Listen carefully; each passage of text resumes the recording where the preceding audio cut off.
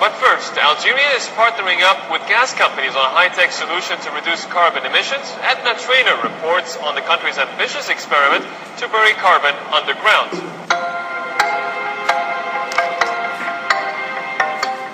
In a remote region in the middle of Algeria's Saharan desert, one of the world's most high-tech carbon remedies is quietly at work.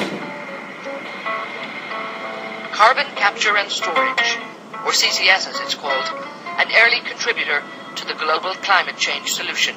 Insala is a very large project. It's only one of 3 projects across the globe that is sequestering over 1 million tons of CO2 a year. It is a premier showcase project. The gas is stripped of its carbon dioxide, CO2, before shipping it to customers in Europe and beyond. The captured CO2 is then re-injected down thousands of feet back into the ground. We hope that CCS becomes widely accepted because we believe that it has a significant potential to be a significant contributor to the solution to climate change. And so we encourage other countries to learn the lessons from this project, and we would like to transfer our knowledge to other countries and other projects so that others can benefit from our learnings. Algeria may appear an unlikely leader in clean energy, but the country has managed to put itself on the international map in terms of being one of the innovators of CCS. The former executive director of the International Energy Agency, the IEA, says this is a huge achievement. It's very important for Algeria, and I think it is very important for the world, because Algeria is a major oil and gas producer.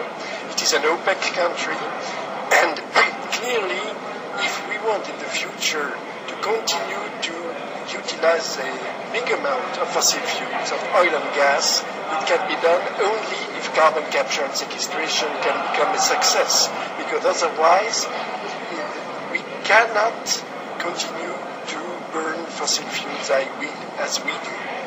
Algeria is energy rich with valuable resources in oil and particularly gas.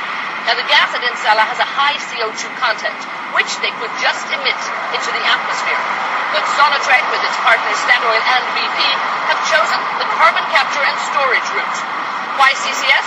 Well, they've done it for a number of reasons. Algeria knows the world is watching and has been encouraged by industry support.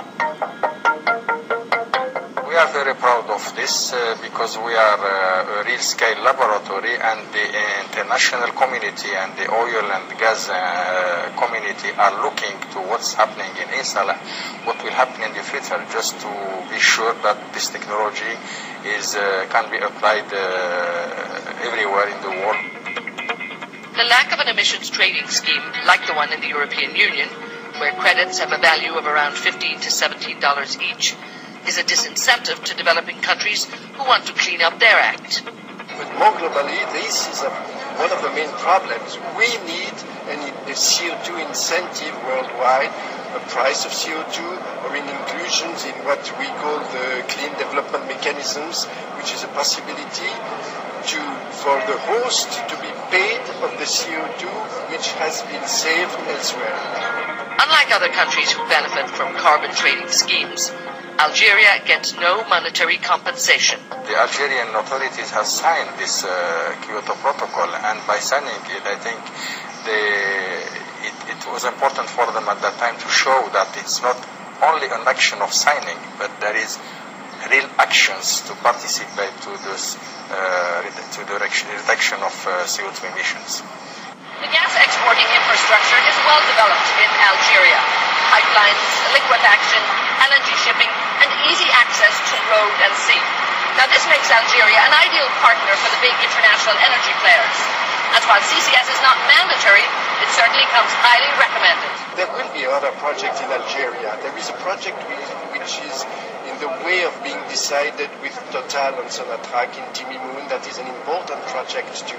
There will be other projects in Algeria, another project worldwide, and we have to share the information. Carbon dioxide content in our energy is a fact of life, as long as we are dependent on fossil fuels. How we manage this carbon will make a difference. The Secretary General of the International Energy Forum, the IEF, says CCS is a positive start. I think there's a broad acknowledgement that fossil fuels will dominate our energy mix for decades to come. So that means that if you take climate change seriously, and everybody does, then we need to make those fossil fuels more environmentally sustainable, both the production and the consumption. Although CCS, carbon capture and storage, is a key technology to mitigate climate change, we still have a lot of barriers to overcome. The oil and gas industry has the knowledge and the technology. A form of carbon capture has already helped to recover gas for re-injection into wells to facilitate enhanced oil recovery. But there's a long way to go for mass deployment, possibly as long as 2020. The main barriers to the deployment of CCS are the lack of a regulatory framework, the lack of a fiscal framework, and also public acceptance issues. Because CCS is relatively new, it's not been done as an integrated project for climate change reasons. The first step now is to have enough demonstration projects around the world in place to learn from the practical experiences there, to put in place this regulatory framework, to drive down the cost, to have financial incentives for companies to invest on a large scale in carbon capture and storage technology. We have to show that not only is it viable from the perspective of helping to reduce greenhouse gas emissions, but that we have actual scientifically backed evidence that shows that the CO2 is staying underground as hoped for.